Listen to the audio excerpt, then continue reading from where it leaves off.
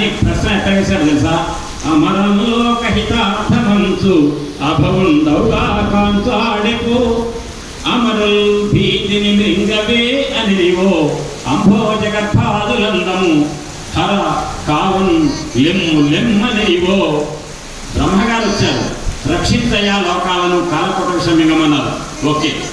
దేవతలు వచ్చారు, కాలకోట విషయం పోతేనే పాలసముద్రం మధ్యంతరం కుదురుతుంది, అప్పుడే లక్ష్మీదేవి వస్తుంది, ఆమె చల్లటి చూపులు పడితేనే మా ఐశ్వర్యం వస్తుంది. మింగు అనొచ్చు, వాళ్ళ తొమ్మిది పోయింది. దేవతలు అనొచ్చు, బ్రహ్మగారు అనొచ్చు. కానీ తాచూచి కంగంట అయ్యుమ, ఆ ఉమ ప్రాణేశ్వరునెట్లు మృంగుమని అయ్యుగ్రానవజ్వాలన్. ఆ ఉమాదేవి అయినటువంటి పరమేశ్వరుడు యొక్క శక్తి స్వరూపిణైనటువంటి ఆ తల్లి చూస్తూ తన భర్తల కాలకోట విషయం మింగమని ఎట్లా అంటుందయ్యా సుఖ మహర్షి? నువ్వు ఏ విధంగా చెప్తానో చెప్పు, నువ్వు చెప్పేదానికి అర్థం ఉండాలి, నేను నమ్మను అన్నట్టు. అప్పుడు అన్నట్టండి పరీక్షిత్ సుఖ మహర్షి, ఇప్పుడు ఏ పొద్దు వచ్చింది? ఇవాళ ఏం వారం? ఏ పొద్దు వచ్చింది? శుక్రవారం పొద్దు.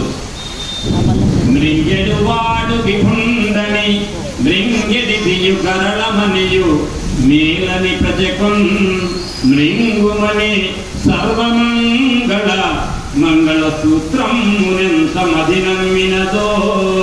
పార్వతీదేవి మంగళసూత్రం మీద ఆ తల్లికి ఎంత నమ్మకం ఉందంటే, తన భర్త కాలకోట విషం మింగినా కూడా తన భర్త ప్రాణానికి చెరుపు లేదు, ధోకా లేదనే నమ్మకం తనకుంది. కాబట్టే ఆమె సర్వమంగళ అన్నారు. అంటే లలితా సహస్రనామంలో ఉన్న 200వ పేరు సర్వమంగళ. సర్వమంగళ మంగళ సూత్రం మునెంత మది నమ్మినదో. స్వామివారి ఎదురుగా కూర్చొని అమ్మవారి యొక్క వైభవం చెప్తున్నాం. అమ్మవారి మంగళసూత్రం యొక్క వైభవం అది. అదే మీరు సోదరులు ఏం చెప్తారు? సుధామప్యస్వాద్య ప్రతిభయ జనా మృత్యుహరిణి విపద్యంతే విశ్వే విశతముఖం ఖాద్య దివిషదః కరాళం యక్ష్వేళం కబలితవతః కాలకలనా న శంభో తన్మూలం తవ జనని తాటంక మహిమా అన్నారు సౌందర్యలహరిలో. అంటే అమ్మా, కాలకోట విషం మింగుతారు, అమృతం తాగుతారు. ఎవరు? దేవతలు, బ్రహ్మగారు, ఇంద్రుడు మొదలైన దేవతలంతా తాగుతారు.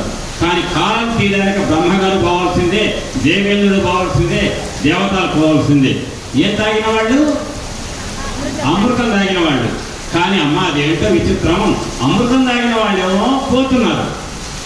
పోవటం గ్యారంటీ అనుకోండి, విషం మింగిన శివుడు మాత్రం పోవటం ఆయన ఎప్పుడు ఉంటున్నాడు.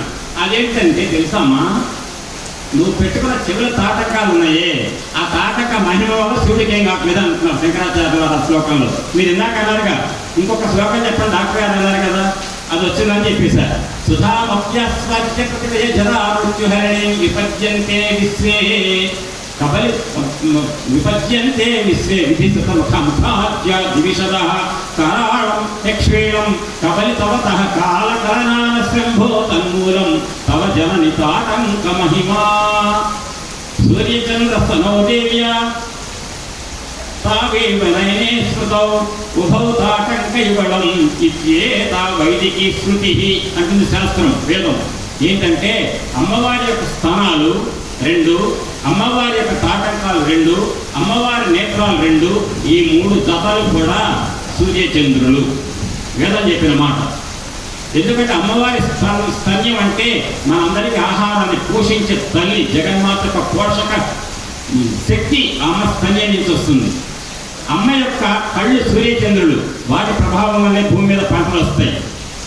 అమ్మవారి యొక్క తాటంకాలు మనందరికీ కూడా సూర్యమండలాలుగా, సూర్యచంద్ర మండలాలుగా ఉండి, వినండి, సూర్యచంద్రుడు కళ్ళు అయితేనేమో ఆహారాలు పండుతున్నాయి, సూర్యచంద్రుడు స్థానాలు అయితేనేమో వచ్చే స్తన్యం పాలు మనకు ఆహారంగా వస్తుంది. మన అమ్మవారి యొక్క తాటంకాలు సూర్యచంద్రుడు అయితే ఏంటి మనకు కలిగేది?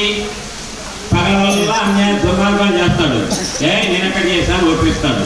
కానీ పగల కూడా సూర్యుడు ఉంటాడు, వింటాడు, చూస్తున్నాడు. చూసి అమ్మ చెబుదగా చెప్తాడమ్మా, వాడు దుర్మార్గుడమ్మ, వాడు ఏదో దేశానికి ఉద్ధరిస్తున్నా అంటున్నాడు, వాడు అంతా నాశనం చేస్తున్నాడు అని చెప్పి అమ్మకి చెప్తుంది. అమ్మ రికార్డ్ చేసుకుంటుంది. అయితే వీడికి ఈ జన్మే, నెక్స్ట్ జన్మ వీడి సంగతి చూద్దాం అనుకుంటుంది. రాత్రి కూడా తప్పు చేస్తారు, రాత్రి కూడా తప్పు సాక్షివారు చంద్రుడు. ఈయన ఈ చెవులో చెబుతాడు అమ్మకి. కాబట్టి లోకంలో రాత్రి పగలు ఎవరైనా ఏ క్షణంలో తప్పు చేసినా మనం తప్పించుకోవచ్చు, కానీ సూర్యచంద్రుల సాక్షిగా వాళ్ళ అమ్మవారికి చెప్పే జగదాంబిక నుంచి తప్పించుకోలేము అనే దానికి ఈ తాటంకాలు. అటువంటి తాటంకాలు కలిగి ఉండటం వల్ల అమ్మ నీ యొక్క పాతివ్రత్యానికి నీ మాంగళ్యానికి ఎటువంటి ధోకా లేదని చెప్పి శంకరాచార్య వారు చెప్పారు ఆ శ్లోకంలో. అదైపోయింది. ఇక తాగాడు. ఎట్లా? ఆ పిలిచాడు కాలకోట విషయాన్ని పిలిచి ముద్దగా చేశాడు. ముద్దగా చేసి నోట్లోకి వేసుకున్నాడు. ఆ సమయంలో అటండి మీరు ఇవ్వాలంటే ఇప్పుడు వరుడు ఏదో కాస్త చల్లబచ్చాడు కాబట్టి చల్లగా ఉంది, చలి పుడుతుందని నేను ఎత్తికి కొత్త ఉప ముఖ్యమంత్రి గారి కార్యక్రమంలో నేను వ్యాఖ్యానం చెప్పాలి దమలాపురంలో. అందుకని తలనొప్పి వస్తే చెప్పలేను, ఎక్కడితే బాగోదు ఉప ముఖ్యమంత్రి గారు ఫీల్ అవుతారు, ఎందుకంటే కార్యక్రమం నన్ను పిలిచారు కాబట్టి. అందుకని చుట్టుకున్నా.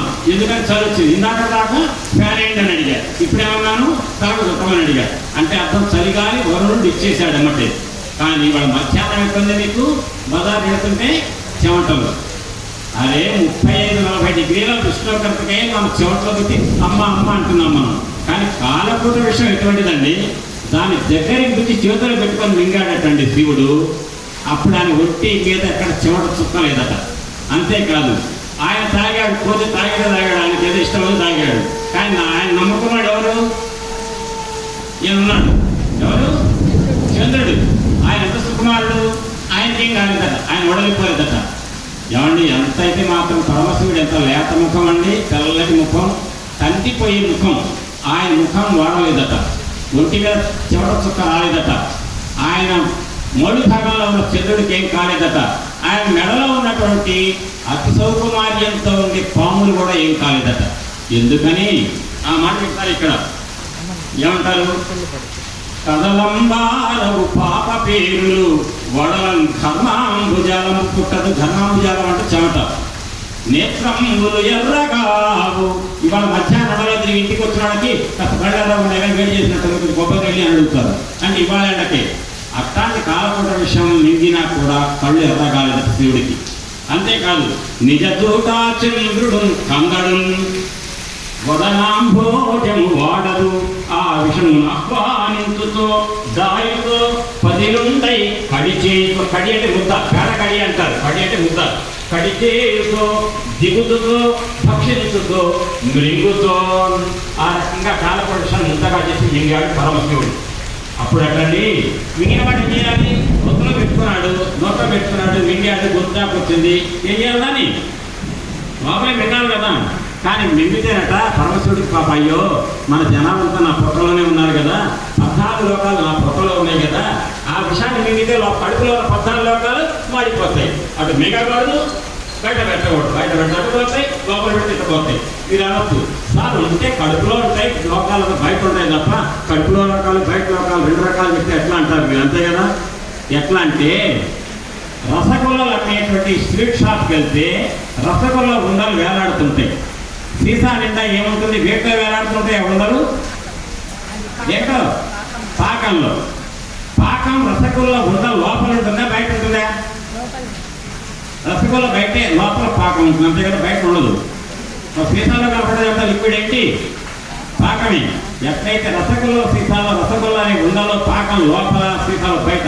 అంటే రసగుల్ల ఉండలో రసగుల్ల ఉండ బయట ఎట్లయితే పాకం ఉంటుందో ఈశ్వర చైతన్యం ఈశ్వరుడు లోపల బయట మొత్తం వ్యాపించి ఉంటుంది.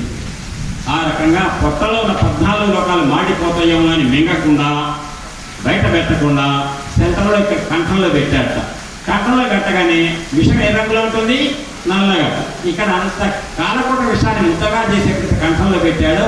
వెంటనే తెల్లగా ఉన్న శివుడికి నల్లటి మచ్చ వచ్చింది. ఈరోజు చిన్న మొటి వస్తేనే వెంటనే డెర్మటాలజిస్ట్ ఎక్కడ ఉన్నారో చూస్తాం మనం.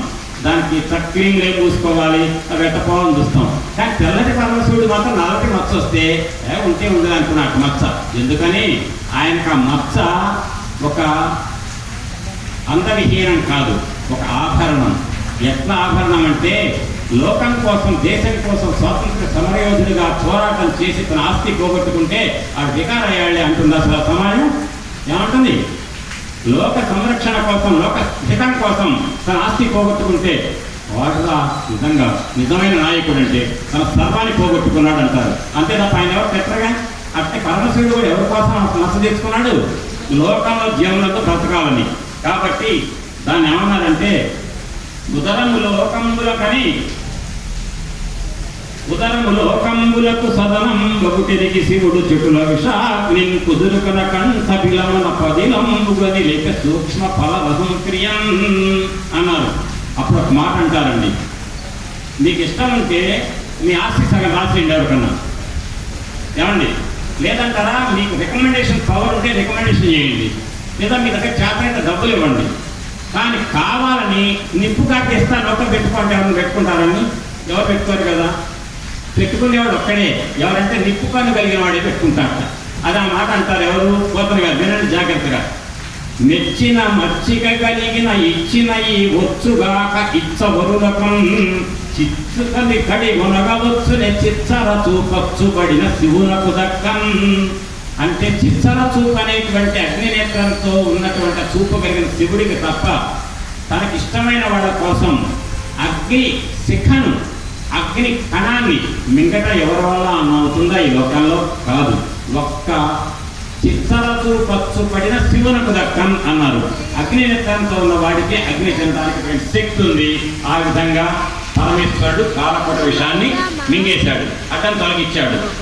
హరుడు గళమునందు హాలాహలము వెట్ట, జాగ్రత్తగానండి, హరుడు గళమునందు హాలాహలము వెట్ట కప్పు కలిగి పొడవు కరణి నొప్పే సాధు రక్షణంబు. సాధు రక్షణం అంటే అర్థమేంటి? సత్పురుషుల రక్షణం. లోకంలో ఉన్న దేవతలందరూ కోరారు, పరమశివ నువ్వు తప్ప దిక్కులేదు మాకని. సాధు రక్షణంబు సజ్జనులకు నిన్న భూషణంబుగాదే భూవరేంద్ర. పరీక్ష మహారాజా, లోకంలో 10 మంది మేలు కోసం గనక ఒక మచ్చ తెచ్చుకుంటే ఆ మచ్చ కాదు, అది ఒక ఆభరణమే అని చెప్పాడు. ఇప్పుడు చెప్పండి, కంఠబీలంలో ఆ మచ్చ రావటం, కాలపట విషం మింగటం వల్ల ఎవరెవరు ఆనందపడాలి చెప్పండి? ఎవరెవరు ఆనందపడాలి? తొందరగా చెప్పండి, టైం లేదు. మీకు ఎవరైనా మీరు కోపం వచ్చిందని భావించండి, అరవై కోపంతో పెద్దగా మాట్లాడతారు. దేవతలు రాక్షసులు, దేవతలు రాక్షసులు మొత్తం బహువచనం చెప్పకండి, పేరు లీడర్ చెప్పండి. దేవతల లీడర్ ఎవరు? ఇంద్రుడు. ఇంకొక ఆయన పట్టుకుపోయిన పెద్ద మనిషి ఎవరు? బ్రహ్మ. ఇంకొక ఆయన శివుడు. మిగిలిన శివుడు కదా, విష్ణువు. ఎందుకు ఆయనకి ఎందుకు? వస్తుంది, పెళ్లి చేసుకోవాలి కదా, ఆరాటం అన్నాడు. ఇంకొకరు ఎవరు ఉన్నారా? ఆనందపడ్డాడు. పార్వత అమ్మాయి చెప్తుంది కదా, వినండి జాగ్రత్త. గరళంబు కంఠబిలమున హరుడు ధరించుటకు మెచ్చి అవునవుననుచున్ జయ జయధ్వానాలు దొరికారు. జై పరమేశ్వరాన్ని. ఎవరెవరు? హరియు అంటే విష్ణువు, విరించియు అంటే బ్రహ్మగారు, సురనాథుడు అంటే ఎవరు? దేవేంద్రుడు. ఇంకొకళ్ళున్నారు ఎవరంటే ఉమా. హరి విరించియు ఉమయును సురనాథుడు పొగడినంత సుస్థిరమతితో. ఉమాదేవి ఎందుకు ఆనందపడింది చెప్పండి? విష్ణువు అంటే భార్య వస్తుంది, పెళ్ళం కోసం ఎదురు చూస్తున్నాడు. ఇంద్రుడు అంటే ఆ చూపుల కోసం చూస్తున్నాడు. బ్రహ్మగారు అంటే మధ్యవర్తిత్వం చేశాడుగా, ఏం చేస్తాడు? మంత్రసాంతనం. ఆయన ఆనందపడతాడు. ఉమాదేవి ఎందుకు ఏం ఉపయోగం? ఓహో, ఇది తాగినా కూడా, విష్ణువు తాగినా కూడా నా భర్త ఏం కాలేదు కదా అని. లోకంలో ఉన్న నా పిల్లలందరూ బ్రతికి పట్టగట్టారు, కాలపట విషయం ప్రమాదానికి లోను కాలేదు అని తల్లి లక్షణం. అది తల్లి లక్షణమే అంటుంది, పిల్లలకు పెట్టాలి నాకు లేకపోయినా అనుకుంటుంది. జగన్మాత కాబట్టి ఆ ఆనందపడింది. ఇటువంటి ఇంతవరకు చెప్పిన ఈ కథను ఏమంటారంటే హాలాహల భక్షణం అంటారు. హాలాహలం అనే కాలపట విషయాన్ని శివుడు అడ్డంగా వస్తే తొలగించాడు. ఎవరికి అడ్డం? అది ఇంద్రుడికి. ఎవరికి అడ్డం? విష్ణుడికి. ఎవరికి అడ్డం? బ్రహ్మకు. ఎవరికి అడ్డం? దేవతలకు అడ్డం. అందరికీ ఉన్న అడ్డంకి తొలగించాడు. దీన్ని హాలాహల భక్షణ కథ హేలాగతి విన్న వ్రాయ ఇలని పఠింపన్ వ్యాలానల దృష్టికముల పాలై చెడరెట్టి జనులు భయ విరహితులై. ఇంతవరకు ఈ రామాలయంలో వినటం వల్ల శ్రద్ధ నేను ప్రత్యేకంగా అనక్కర్లా. వర్షం పడుతుంటే ఎవరు కుర్చీవాళ్ళు మోసుకొచ్చుకొని కూర్చున్నారు, విన్నారు. ఎందుకంటే శ్రద్ధ ఏం కావాలండి? ఇంత శ్రద్ధతో ఈ హాలహాల భక్షణం కథ వింటేనట వ్యాళము అంటే పాము, అనలము అంటే అగ్ని, వృశ్చికము అంటే తేలు. ఈ మూడింటికి ప్రమాదం ఉందట. ఏం సార్ మా మహబూబాద్ మా చిన్న చిన్న పలుకులు అనుకున్నారా? తేళ్ళు పాములు రావడానికి, అగ్నిపయాలు రావడానికి పూరిళ్ళు కలిగిన వాళ్ళం, మేము అంతగా డాబాలు ఉన్నవాళ్ళం అంటారు. అంతేగా మీరు? అంటే అర్థం ఏంటంటే పాములు అంటే పాములాగా విషం పెట్టుకొని మన చోట గోయి తీసే వాళ్ళు ఉంటారు. అటువంటి వాళ్ళు మన చుట్టూ ఉన్నా కూడా హాలాహల భక్షణ కథ వింటే అటువంటి వాళ్ళ నుంచి చేటు రాదు. అనలం అగ్నిలాగా ఇతరులు చిచ్చు పెట్టేవాళ్ళు ఉంటారు, పంపాలో చిచ్చు పెట్టేవాళ్ళు. అటువంటి దుర్మార్గులు మనకు ఎవరైనా చుట్టుపక్కల ఉంటే వాళ్ళ మంత్రాలు కూడా పారవటం మన మీద. తేలులాగా కొండి వేస్తారు పని పాట లేకుండా. అటువంటి లక్షణాలు ఉన్న వాళ్ళు ఎవరంటే వాళ్ళ నుంచి కూడా ఆపద లేకుండా కాపాడుతుంది. ఇంతవరకు విన్నటువంటి హాలాహల భక్షణ కథ అని చెప్పి ఫలశ్రుతి చెప్పారు పోతన గారు. అయిపోయింది, హాలాహలం అడ్డం తొలగిపోయింది. ఇక నెక్స్ట్ ఏంటి? దేవత. అప్పటిదాకా టెన్షన్ పడిన వాళ్ళు ఎవరు? దేవతలు. రాక్షసులు ఏం చేశారు? అదేదో వచ్చి చూసుకోండి, అడ్డం జరిగితే మేము వస్తాం, లేకపోతే పోయింది అనుకుంటాం అని టెన్షన్ లేకుండా ఆయన కూర్చున్నారు అక్కడ. అయిపోయింది కదా. మళ్ళీ పాప సంవత్సరం మొదలైంది. ఐశ్వర్యం, ఐరావతం వచ్చింది, ఉచ్చేశ్వరం వచ్చింది, కల్పవృక్షం వచ్చింది, కామధేను వచ్చింది, అన్నీ వచ్చినాయి. ఆ తర్వాత వచ్చాడండి ఒక పెద్ద ఆయన చంద్రుడు. జాగ్రత్తగా వినండి. చంద్రుడు వచ్చాడు. చంద్రుడు వచ్చిన కొద్దిసేపటికే లక్ష్మీదేవి వచ్చింది. మీరందరూ కూడా చెప్తున్నానమ్మా, సౌందర్య లహరి పారాయణం చేశారు, చెప్తున్నాను వినండి. చంద్రుడు వచ్చాక లక్ష్మీదేవి వచ్చింది. మామూలు మాట కాదు. మీరు అంతా అర్థం చేసుకోలేరా? నేను అర్థం చేయిస్తా ఇప్పుడు మీతో. చంద్రుడు ముందు వచ్చాడు, తర్వాత అమ్మ వచ్చింది, లక్ష్మీదేవి వచ్చింది. అమ్మ ఎవరు? జగన్మాత, మనందరూ అమ్మ. అమ్మకు ముందు పుట్టిన ఆయన ఎవరు? అమ్మకు అన్నయ్య. ఎవరైనా? చంద్రుడు. అమ్మకు అన్నయ్య ఏమవుతాడు? అమ్మకు అన్నయ్య ఏమవుతాడు? మామయ్య. కాబట్టి వచ్చిన చంద్రుడు ఎవరింతకు? చందమామ. మన మామయ్య చంద్రుడు వచ్చాడు, మన అమ్మ లక్ష్మి వచ్చింది. వచ్చిన తర్వాత ఈ చంద్రుడి తర్వాతే అమ్మ రావటం అంటే ఏంటి తెలుసా మీకు? మహిం మూలాధారే కమపి మణిపూరే హుతహోం స్థితం స్వాధిష్టానే మనోపిభ్రు మధ్యే హృది మరుతమాకాశముపరి మనోపిభ్రు మధ్యే సకలమపి భిత్వా కులపథం సహస్రారే పద్మే సహరహసి పచ్చా విహరసే అనుందిగా శ్లోకం.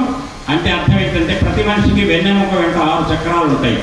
వెన్నెముక అడుగు భాగం మూలాధారం, పొత్తి కడుపు దగ్గర స్వాధిష్టానం, బొట్టు దగ్గర మణిపూర, హృదయం దగ్గర అనాహత, కంఠం దగ్గర విశుద్ధి, ఆగ్రా చక్రం బొట్టు పెట్టుకునే దగ్గర, ఆ తర్వాత పైనది సహస్రార కమలం, 6వది మనశ్చక్రం చంద్రుడికి అధిపతి, చంద్రుడి అధిపతి. అంటే చంద్రుడు ముందొచ్చాడు అంటే ఆజ్ఞాచక్రం దాకా కుండలిని వచ్చింది. ఆజ్ఞాచక్రం దాకా కుండలిని వస్తేనే గుర్తుపెట్టుకోండి. పూర్తి వివరణ చెప్పడం అది అరగంట పడుతుంది, చాలా జాగ్రత్త వినండి. చంద్రుడు ఇక్కడ ఉంటాడు, మనస్సు. ఇక్కడ దాకా కుండలిని వచ్చిందంటే తర్వాత ద్యోతకమయ్యేది ఎవరంటే అమ్మవారు. కాబట్టి చంద్రుడు వచ్చాక అమ్మవారు వచ్చారు, గుర్తుపెట్టుకోండి. ఈసారి మానకోట వచ్చినప్పుడు ఈ సమూహంలో ఎవరు ఉంటున్నారో వాళ్ళు అడగండి, చక్కగా వివరంగా చెప్తాం మొత్తం. చంద్రుడు వచ్చాక అమ్మవారు వచ్చిందంటే ఆజ్ఞాచక్రం తర్వాత అమ్మ ఇక్కడ ఉంది. ఇక్కడ అమ్మంటాం అంటే అర్థం ఏంటంటే శివశక్త్యైక్య రూపిణి లలితాంబిక, అది అర్థమైంది కదా. ఇప్పుడు అమ్మవారు వచ్చింది. ఎట్లా వచ్చింది? లక్ష్మి. వినండి జాగ్రత్తగా. శుక్రవారం పొద్దుచ్చింది, లక్ష్మీదేవి వచ్చింది మన కథలో. తొలుకారు మెరుగు కైవడి కళ్ళ కళ్ళమని నేను మెరయ ధగ ధగయనుతున్ కలుములని నెడి చూపుల చెలువంబుల మొదలి టెంకి సిరి పుట్టెనుపా అంటారు పోతన గారు. అంటే తొలకరి వర్షాలు పడ్డప్పుడు, తొలకరిలా కాకుండా ఇవాళ వర్షం వచ్చాయి. ఎండాకాలం అయిన తర్వాత ఇదివరకు రోజులు అందరి బుద్ధులు బాగున్నప్పుడు ఎండాకాలం సావధానంగా నడిచి మామిడికాయ పూత రాలకుండా, కాయలు రాలకుండా తినవలసిన మామిడి పండు తినడానికే శ్రావణ భాద్రపదాల్లో వర్షాలు వచ్చేవి. విపరీత బుద్ధులు రావటం వల్ల శ్రీరామనవమికి ముందే వర్షాలు వస్తుండే. అంటే ఎండాకాలం తర్వాత వచ్చే తొలకరిలో మొట్టమొదటి రోజున మేఘాలు కమ్ముకున్నప్పుడు వర్షం పడడానికి ముందు నల్లటి మేఘంలో తెల్లటి మెరుపు తీగ ఎట్టుంటుందో ఆ తెల్లటి మెరుపు తీగలాగా వచ్చిందట అమ్మ.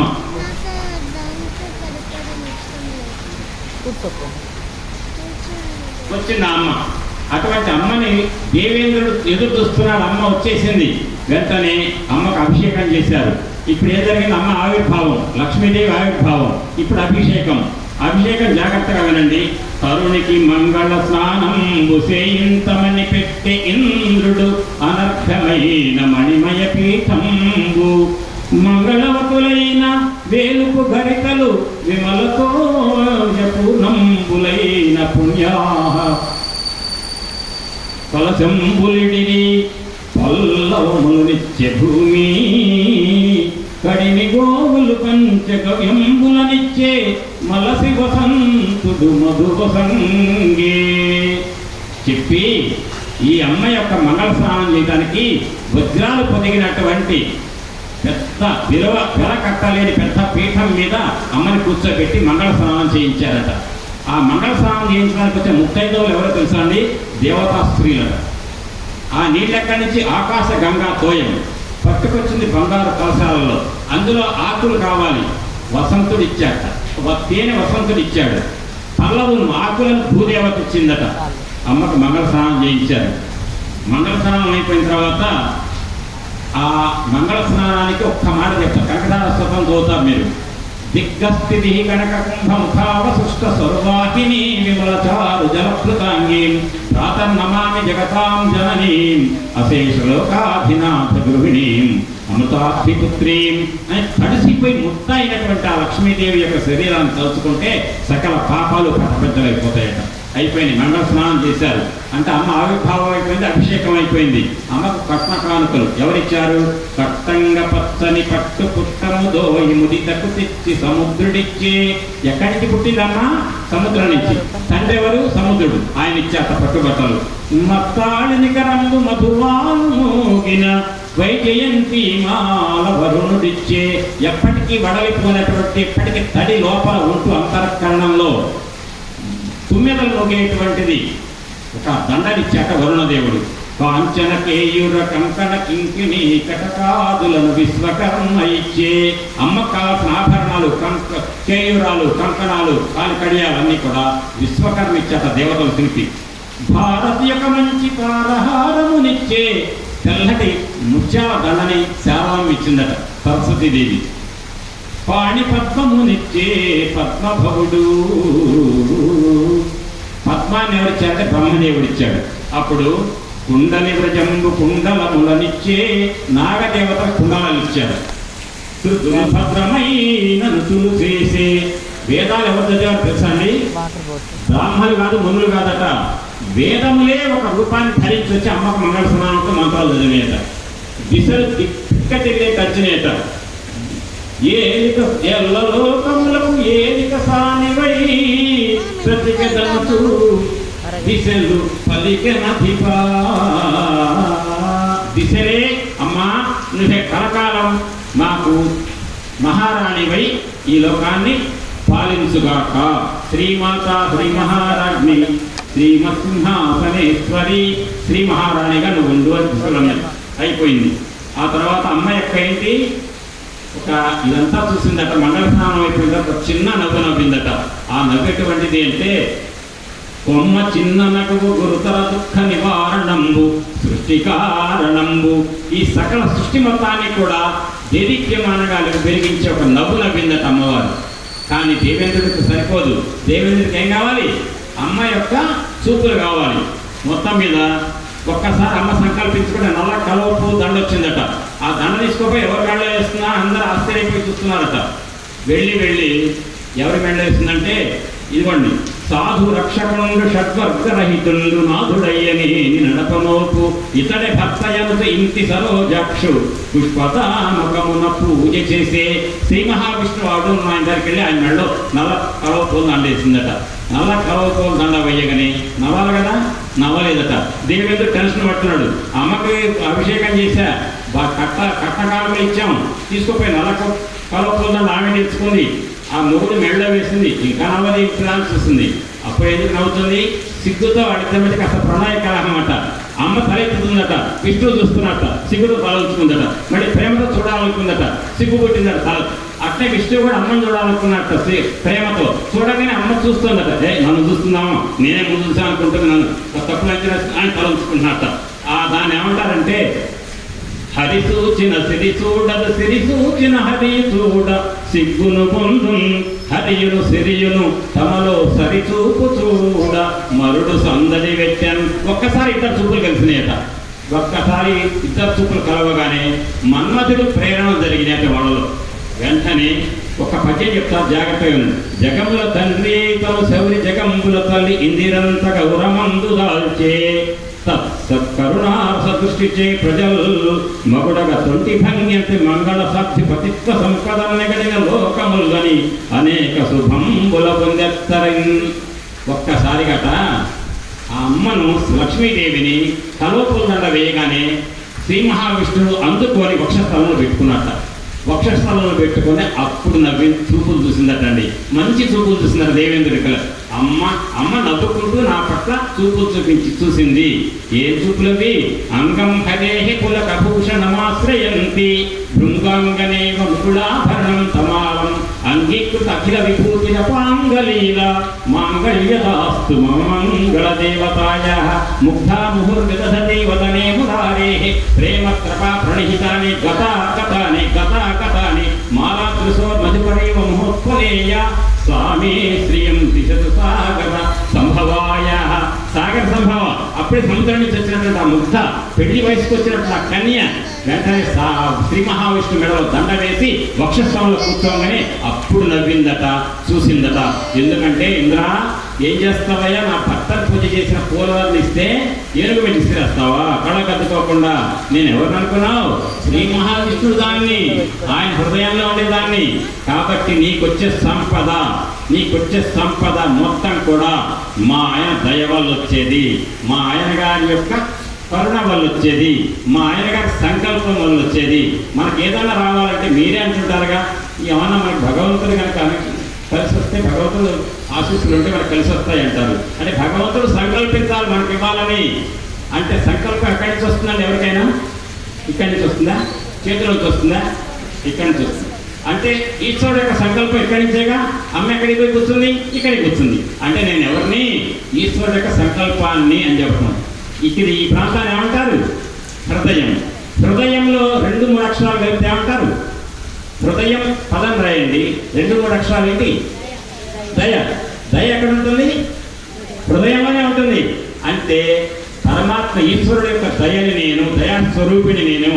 నా భర్తల వెనక అవమానపరిస్తే నేనెవరిని? ఆయన దయను, ఆయన కరుణను, ఆయన సంకల్పాన్ని. నాకు కోపం వస్తుంది, వెళ్ళిపోతా.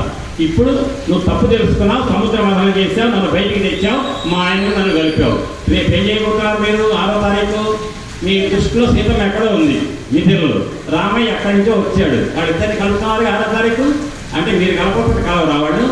అంటే కలిసే ఉన్నారనే ఎరుక నాకు ఉందని చెప్పి మనం చేసుకుంటాం భక్తితో. అంటే మీరు నాని మానుకోట భక్తులు అంటలా నేను, మీరు అంటే నేను కూడా ఉంటాను అందులో. అంటే మనందరం కూడా సీతారాములు ఏకం చేయాలంటే మనం సీతారాముల మధ్య భేదం లేదనేటువంటి అభేద స్థితిని హృదయంలోకి ధ్యానించుకోవటమే, పునశ్చరణ చేసుకోవటమే సీతారామ కళ్యాణం.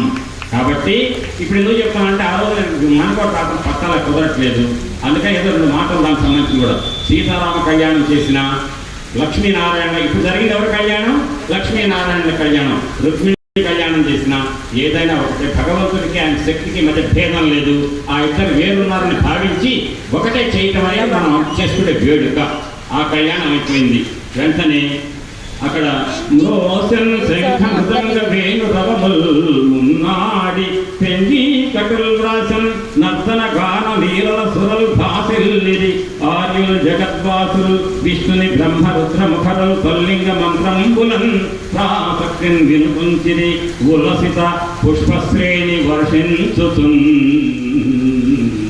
అంటే లక్ష్మీనారాయణ కళ్యాణాన్ని చేయగానే ఆకాశం కురిపిస్తున్న వృష్టి. మన కళ్యాణం మొదలు పెట్టకుండా కురిసింది వృష్టి, అంతే కదా. అంటే లక్ష్మీనారాయణ కళ్యాణం, సీతారామ కళ్యాణం నాకు వీళ్ళకి ఆగట్లే. మానుకోట భక్తులకు ఆ చెప్పడానికి వచ్చిన వాడికి ముందే సీతారామ కళ్యాణం, ముందే లక్ష్మీనారాయణ కళ్యాణం చెప్తున్నారు. వాళ్ళు చెప్పినప్పుడు నేనెందుకు ఆగాలని చెప్పి వరుణదేవుడు వర్షించాడు. అదే అన్నమాట శుభసూచకం. ఆ రకంగా కళ్యాణం అయిపోయింది. ఆకాల వెళ్ళి కూతురు తీపుల చూపులను దోగి తిలకింప ప్రజలు చేపట్టిది సంపదలను ప్రాపించను మేలు జగము బ్రతికి నరేంద్ర. అమ్మాయి యొక్క చల్లటి చూపులు పడ్డాయి. పడగానే ఏదో గోవ ఒకటి ఆమె వచ్చింది, ఆమెకి పెళ్ళట, మాకు అమృతం కావాలి అని కూర్చున్నారు రాక్షసులు. ఈ పెళ్ళి వీళ్ళకి అక్కర్లా, రాక్షసులకు ఏం కావాలి? ఆ పనిలో కానీ ఆ పెళ్ళట, ఆ గోవ ఒకటి టైం వేస్ట్ వ్యవహారం, మాకు కొందరికి అమృతం కావాలని చూస్తున్నారు రాక్షసులు. ఈ లోపల దేవతలంతా పెళ్లి చేశారు. అమ్మ నవ్వింది, వీళ్ళ సంపదలు వీటికి వచ్చినాయి. మాకు చూపులు ఎవరికి లేవు? చూపులు దేవతల మీద పడింది. అక్కడ లేరు. ఏమండి, దేవుణ్ణి చూస్తే దేవుడు మనల్ని చూస్తాడు. దేవుణ్ణి చూసి ఆరాటం ఎదురు చూస్తున్నాడు ఎవరు? లక్ష్మీదేవి చూపుల కోసం ఎదురు చూస్తున్నాడు ఎవరు? దేవతలు. వాళ్ళ చూపులు తిరిగి అమ్మవారు ప్రసరింపజేసింది, వాళ్ళు బ్రతికి పట్ట పెట్టారు. చూపులు లేని వాళ్ళు ఎవరు? రాక్షసులు. వాళ్ళు ఏమవుతారు? దెబ్బతింటారు. దానికి ఏం చెప్పారంటే, పాలేటి రాసకన్య మేలాడెడు చూపు లేక మిడు మిడు కంచున్ జాలింపుర బొక్కుతూ తూలి రక్కసులు కీడు కోచిన నదిపా. వాళ్ళ కీడు తగిలింది. అయితే ఇది అయిపోయిన తర్వాత వెంటనే మళ్ళీ మదనం చేశారు. అమ్మ, మేము ఇక అమృతం ఇస్తామని వీళ్ళకి మాట ఇచ్చాం, ఎప్పుడు ఊరుకోరుగా రాక్షసులు చేయాలి అని ఒక నమ్మకం ఉంది దేవతలకి. ఏంటంటే అమృతం వచ్చిన దేవతలకి మనకే ఇచ్చేట్టు చేస్తాడు, విష్ణుమూర్తి ఏదో మాయ చేస్తాడు, ఈ రాక్షసులకి అట్టాకి ఇవ్వడానికి నమ్మకం ఉంది. మరి మాట తప్పినట్టు ఎందుకు అనుకోవాలి? మాట తప్పకూడదు కదా. న్యాయమే, దేవతలు న్యాయమే. పాల సముద్రం మదనం కొనసాగించారు. అమృతం వచ్చింది. రాగానే అరే ఈనాటికి రాక వచ్చింది రా, ఇందులో మనం పొత్తుతో పోటీ చేసాం, ఎలక్షన్లు పొత్తుతో పోటీ చేసాం కానీ మంత్రి పదవులు మనకు కూడా వస్తున్నాయి. అంటే వచ్చిన పదవులు ఏంటి? అమృతం. ఈసారి అధికారం ఎవరుకుంది? అడిగి లాక్కుంది. అధికారం ఎవరుకుంది? దేవతలతో పాటు రాక్షసులు. వెంటనే రాక్షసులపై ఆ కుంభం లాక్కున్నారు. ఎవరి పైకి వచ్చారంటే, రెండు చేతుల్లో, ఒక చేతిలో అమృత భాండం, ఇంకో చేతిలో ఆయుర్వేదం. ఆయుర్వేదాన్ని ఋషులు తీసుకున్నారు. అమృత భాండాన్ని ధన్వంతరి పట్టుకున్నాడు. ధను అంటే రోగం, అంతరం అంటే పోగొట్టడం. ధను అనే రోగాన్ని అంతరింపజేసేవాడు కాబట్టి ఆయన ధన్వంతరి అంటారు. అర్థమైంది కదండి. ఆ ధన్వంతరి చేతిలో అమృత భాండం ఉంది. ఒక్కసారి ఎగబడి లాక్కున్నారు ఎవరు? రాక్షసులు. లాక్కోగానే ఎక్కడ తాగుతారు రా వీళ్ళు అని చెప్పేసి వీళ్ళు అనుకున్నారు దేవతలు. ఒక్కసారి విష్ణుమూర్తి నారాయణ అన్నారట. నారాయణ కలిపురుషుడు చెప్పారట, ఒక్కొక్కటి కలిపురుషుడు అందులోకి వెళ్ళని. కలిపురుషుడు అందరిలోకి దూరేట. ఎవరిలోకి? రాక్షసులకి. రాక్షసుల్లో కలిపురుషుడు దూరితే కలిపురుషుడు గొప్పతనం చెప్పండి ఒక మాటలు. కలిపురుషుడు యొక్క గొప్పతనం ఏంటి? ఆయన పేరేంటి? ఆయన పేరేం చెప్పా? కలి. ఆయన గొప్పతనం ఏంటంటే కలిసి ఉండనివాడు. ఏ ఇద్దరిని కలిసి ఉండనివాడు కలిపురుషుడు. కాబట్టి రాక్షసులు ప్రతివాడు ఒకరికి శత్రువు అయిపోయాడు. నువ్వు తాగితే నిలుపుకోను, నువ్వు తాగి అంటే అమృతాన్ని కాపలా కాసేవాడు దేవతలు కాపలా కాయక్కర్లా, రాక్షసులే కాపలా కాస్తారు. నువ్వు తాగితే నిలుపుకోను, నువ్వు తాగితే నిలుపుకో. ఎవరు తాగ మనకు లేకపోతే రాకపోయింది, మనకు తాకూడదు, ఎదుటి తాకూడదు. అంటే నాకు లేకపోతే రాకపోయింది, ఎదుటివాడు తాకూడదు అనేవాడు ఎవడు? అంతే కదా. అతని లక్షణాల వల్ల రాక్షసులు అంటారు వాళ్ళు చెప్తున్నారు. ఆ రాక్షసులకు కలిపురుషుడు ప్రవేశించి అమృతం ఎవరు తాకుండా కాపాడాడు. ఈ లోపల పెద్ద ఆయన వచ్చాడు. ఎవరు? విష్ణుమూర్తి గారు. మోహిని రూపంలో వచ్చాడు. హరిస్వాం ఆరాధ్య ప్రాంతజన సౌభాగ్య జనని చదివారుగా మీరు? ఆ మోహిని కాదు, జగన్మోహిని.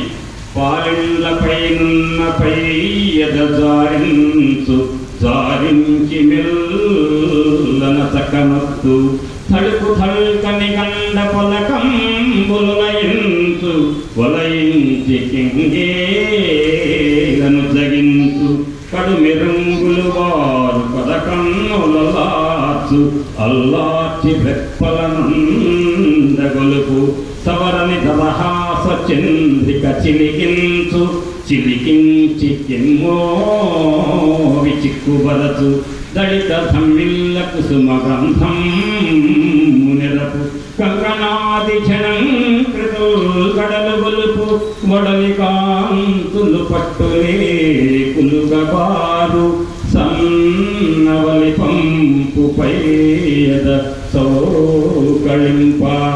పద్యం బాగుందా? అంత బాగుంది మోహిని. ఇక అర్థం అడగండి, టైం లేదు, వర్షం, వాతావరణం బాగాలేదు. అందులో ఎంత బాగా పద్యం ఉందో అంత అందంగా ఉంది జగన్మోహిని. రాగానే రాక్షసులకి అందం బలేకుంది, అందంగా ఉంది అని చెప్పి చూస్తున్నారు. అందంగా ఏంటి చూస్తున్నారు. ఏంటి వచ్చావు అని అనగానే ఏం లేదు, ఈ అమృతం ఉంది కదా, అమృతం నాకెందుకు, మీరు పంచుకోండి అన్నట్టు జగన్మోహిని. అనగానే లేదు నువ్వు పంచితే నాకు బాగా ఇష్టం అన్నారు రాక్షసులు. నేనేం మంచిదా, నేను మంచి అనుకో, దేవతలకు ఏదో సపోర్ట్ చేశా, దేవతలకు అన్యాయంగా ఎక్కువ ఇచ్చాను అంట. నీ మీద నేనేమను, నువ్వు ఎంత పంచితే నాకు ఇష్టం అన్నారు రాక్షసులు. అంటే రాక్షసులు ఏంటో పడ్డారు? ఆ అమృత భాండం పట్టుకుందామని జగన్మోహిని అనుకుంటున్నాడు. తీసుకుందామని విష్ణుమూర్తి. దేవత రాక్షసులు ఏమంటున్నారు, నువ్వే పంచు అన్నారు. నేను పంచితే వాడికి ఎక్కువ పెట్టాను, తక్కువ అంటారు మీరంటే ఎట్ట పంచినా నాకు ఇష్టమే అంటే వాడు మోహంలో పడిపోయారు. ఆ అందంలో అంటే ప్రపంచంలో ఇంద్రియాలతో చేసే అందం, ఆ అందాన్నే చూస్తున్నారు రాక్షసులు. దేవత అన్నపూర్ణాదేవిని చూస్తున్నారు జగన్మోహిలో. కూర్చోండి మీరు పంచుతా అంటే నాకు దేవతలు నాకు అసలు గిట్టది. అయితే మరి ఒక వరుసలో వాడు కూర్చుంటే వాళ్ళు మీరు కూర్చుంటాను, 2 వరుసలు కూర్చోబెట్టాడు, వడ్డిస్తున్నాడు. వాళ్ళ వడ్డించడానికి దేవతల దగ్గరికి రాగానే అమృతం జగన్మాత కాపాడమ్మా అని దండం పెడుతున్నారు, వడ్డిచ్చాడు. వీళ్ళ దగ్గరికి రాగానే అబ్బా అందం బాగుందని చూస్తున్నారు రాక్షసులు. వెంటనే వడ్డించకుండా అడిగిపోతున్నాడు. అందం చూసే లోపల ఆయన అడిగిపోతున్నాడు. మొత్తం వడ్డింపు అంతా దేవతలకు అయిపోయింది. వడ్డించి పారిపోయాడు, లేచిపోయాడు. అంటే ఒక్కసారిగా మాయమైపోయాడు, అంతా ధ్యానమయ్యాడు. అప్పుడు రాక్షసులు అనుకున్నారు, మాకు మోసం చేసి వచ్చిన అమృతాన్ని దేవతలకు ఇచ్చి వెళ్ళిపోతారా, ఈ జగన్మోహిని రూపంలో వచ్చి మమ్మల్ని మోహపరుస్తారా. ఇక్కడ అర్థం ఏంటంటే గుర్తుపెట్టుకోండి, ఎవరైతే జగన్మాతగా చూస్తారో, లలితను ఆ సమాజంలో స్త్రీమూర్తులను తల్లిగా చూస్తారో వాళ్ళకి అమృతం దక్కుతుంది. స్త్రీలను అందమైన బొమ్మలుగా అందమే అని అనుకుంటే ఎవరు చూస్తారో వాళ్ళకి అమృతం లభించదు. అమృతం అంటే అర్థం ఏంటండి, మృతం లేనిది. మృతం అంటే ఏంటి, చావు లేనిది. చావు లేకుండా ఉండాలంటే పుట్టుక లేకుండా ఉండాలి. పుట్టుక లేకుండా ఉండాలంటే మోక్షం రావాలి. మోక్షం రావాలంటే సమాజంలో స్త్రీమూర్తిని గౌరవించడం అనేది కనీసపు ధర్మం అనే విషయం ఇక్కడ చెబుతూ, స్త్రీమూర్తి జగన్మోహినిగా జగన్మాతగా చూసిన దేవతలకు అమృతం అందింది. స్త్రీమూర్తి అందాన్నే చూసినటువంటి రాక్షసులకు అమృతం అందలేదు, అమృత పంపకం అయిపోయింది. చివరకు ఈ బాలసముద్ర మథన కథలో ఏదైతే లక్ష్యంగా పెట్టుకున్నారో ఆ లక్ష్మీదేవి చూపులు పొందారు. దేవేంద్రుడి యొక్క స్వర్గలక్ష్యం మొత్తం లక్ష్మి పొందాడు. మధ్యలో మథనం చేయడానికి శక్తి చాలదని రాక్షసులు తోడు తెచ్చుకున్నారు. వాళ్ళకు పెట్టినటువంటి ఆశ అమృతం తెచ్చారు, వాళ్ళే లాక్కున్నారు. కానీ శ్రీ మహావిష్ణువు అర్హత లేని రాక్షసులకు అమృతం ఇస్తే అనర్థాలకు కారణమవుతుంది కాబట్టి మాయా రూపంలో జగన్మోహిని రూపంలో వచ్చి దేవతలకు మాత్రమే అమృతం ఇచ్చాడు, అర్హత లేని రాక్షసులకు ఇవ్వలేదు. ఈ రంగ సముద్ర మథనం జరిగి స్వర్గలక్ష్మి అంశలో ఉన్నటువంటి ఆ లక్ష్మీదేవిని శ్రీ మహావిష్ణువు దగ్గరికి రిలేట్ చేసి స్వర్గలక్ష్మిని తిరిగి పొంది దేవేంద్రుడు హాయిగా సుఖంతో జీవితం గడిపారు. దీంట్లో అర్థం ఏంటంటే ఇంకా ఉంది చాలా చెప్పేది, కాకపోతే వాతావరణం దృష్ట్యా కాస్త క్లుప్తం చేయమని చెప్పారు పెద్దలు. అందుకోసం మళ్ళీ ఎప్పుడైనా వచ్చినప్పుడు ఇంకా డీటెయిల్గా చెప్పే ఉన్నాయి చెప్తా. ఇప్పటివరకైతే కొంత కథ ఎక్కడ దెబ్బతం లేదు, అంతా చెప్పాను. ఈ కథ యొక్క ఫలితాన్ని చెప్తున్నారు, అందరూ వినండమ్మా చాలా జాగ్రత్తగా. పారావారము ద్రప్తుతో గిరి సముద్వాహార్థమై కశ్యపాకారుండైన రమేశు వర్తనమును ఆకరుణింప. ఇంతసేపు జాగ్రత్తగానే ఉన్నారు కదా, అంటే వర్షం ఎట్లా వస్తుంది ఇంటికి వెళ్ళటం కుదరదుగా విన్నారా, శ్రద్ధతోటే విన్నారు కాబట్టి ఈ ఫలితం అందరికి వస్తుంది, అట్లా విన్న వాళ్ళకి వస్తుంది. పారావారము ద్రప్తుతో గిరి సముద్వాహార్థమై కశ్యపాకారుండైన రమేశు వర్తనమును ఆకరుణింప. అంటే విన్నారు, అంటే వింటేనేనా కీర్తింప అన్నవాడికి విన్నవాళ్ళకి అందరికి వస్తుందట. కాబట్టి పారావారము ద్రప్తుతో గిరి సముద్వాహారమై కశ్యపాకారుండైన రమేశు వర్తనమును ఆకరుణింప కీర్తింప. సంసారాంభో నిధిలో మునంగు కుజనులు సంశ్రేయముంది విస్తారోదార సుఖంబు జందుదురు సత్యంబు అంతయున్ భూవరా. పరీక్షణ్ మహారాజా ఏదైతే సముద్ర మథనం చెప్పానో, ఏదైతే సముద్రం స్వర్గ లక్ష్మి అంశ పోవటం వల్ల దేవేంద్రుడు బాధపడి పశ్చాత్తాపడి శ్రీ మహావిష్ణుని ఆశ్రయిస్తే శ్రీ మహావిష్ణువు ఇచ్చిన సలహా మేరకు ఏదైతే బాలసముద్ర మథనాన్ని చేపట్టాడో దేవేంద్రుడు తన యొక్క స్వర్గ అంశ లక్ష్మీదేవిని పొందాడు. దుర్మార్గమే వాళ్ళ జీవితానికి ఆలవాలంగా ఉండే రాక్షసులకు శ్రమ మిగిలిందే తప్ప అమ్మ పట్ల భక్తి లేదు కాబట్టి అమృతం చెక్కలేదు, శ్రమే మిగిలింది. ఈ కథను ఎవరైతే వింటారో వారికి, ఈ సంసార జలధిలో మునిగిపోయిన వారికి ఉద్ధరింపుకు ఈ కథ శ్రవణ ఫలితం తోడ్పడుతుంది అని ఫలశ్రుతి చెప్పారు.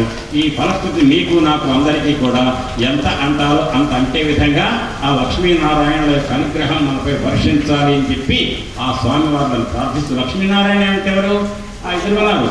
శక్తి లేనివాడు సాగతులు కమ్ము శక్తి వలన జగము కదులుతుండు సర్వశక్తులిచ్చు శ్రీరామునకు శక్తి సీత కాదే. ఆ రాముడికి శక్తి ఎవరు? సీతమ్మ. కాబట్టి రామయ్యకు శక్తి అనేదాన్ని కలపటమే సీతారామ కళ్యాణం.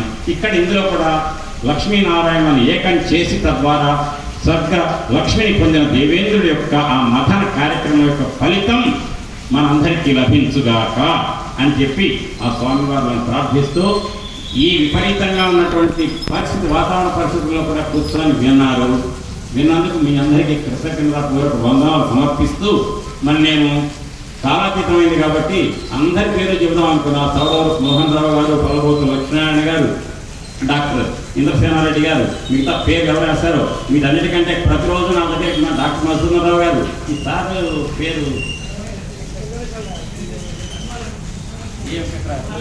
హనుమాన్ వెంకటేశ్వరరావు గారు వారు, అంటే నేను గుర్తుపట్టలేక కానీ మీ అందరూ నా హృదయాల్లో ఉన్నారని చెబుతూ ప్రతి ఒక్కళ్ళు ఈ 4 రోజులు విన్న ప్రతి ఒక్కరికి, ముఖ్యంగా ఆ ఇమ్మడి రవి గారు ప్రతిరోజు నాకు అక్కడ రైల్వే స్టేషన్కి వచ్చి తీసుకురావటం, రాత్రిపూట రైలు ఎక్కించి దాకా ఉంటారు. తర్వాత రాగానే చౌడవరపు విద్యాసాగర్ గారి ఇంట్లో రాగానే పండ్ల ముక్కలు పెడతారు, ఏం తినాలని డబ్బు పెడతారు, రాత్రి రైలు ఎక్కిన దాకా వాళ్ళకి కబుర్లు పెడతారు. ఆ పైన పర్యవేక్షిస్తున్నారు విద్యాసాగర్ గారి దంపతులు. మనం పైకి పెట్టు కదా, అర్చక సమాధానికి నేను చెప్పే కృతజ్ఞతలు ఏముందండి, వాళ్ళ ఆశీస్సులే మనకు కావాలి. ఈసారి గుడి రాధాకృష్ణమూర్తి గారు కనపడలే, ఆ కృష్ణ గారు కనపడ్డారు, వారికి కూడా నేను కృతజ్ఞతాపూర్వక వందనాలు. ఎట్లా రమేష్ గారా ఎవరండి, ఒక తిరుగుళ్ళో కళ్యాణ వ్యవహారాలు చూసుకోవాలి, అక్కడ వ్యాఖ్యానం ఉంది. కాబట్టి ఈ ఉగాది, ఈ విశ్వాస సంవత్సర వసంత నవరాత్రులలో ఈ రోజు వరకు నాకు నిర్దేశించారో పెద్దలు గురునాథరావు గారు. మన అందరం మర్చిపోవడానికి చిట్ట చివరిలో చెప్పుకోవాల్సిన వ్యక్తి ఎవరు అంటే, ఈ మొత్తానికి ప్రతిరోజు కాంటాక్ట్ చేసి ఏం చెప్తే బాగుంటుందని నిర్ణయించేటువంటి ఊరే గురునాథరావు గారు. తండ్రి గారు రామకృష్ణరావు గారి యొక్క సంస్కారాన్ని పిలికి కూర్చుకొని ఈ ప్రతి కార్యక్రమాన్ని నెత్తినేసుకొని ఆ ఉపన్యాసాన్ని పిలిపించి మొత్తం నిర్వహిస్తూ ఉండేటువంటి ఊరే గురునాథరావు గారికి చప్పట్ల ద్వారా అందరూ కృతజ్ఞతలు తెలియజేయండి.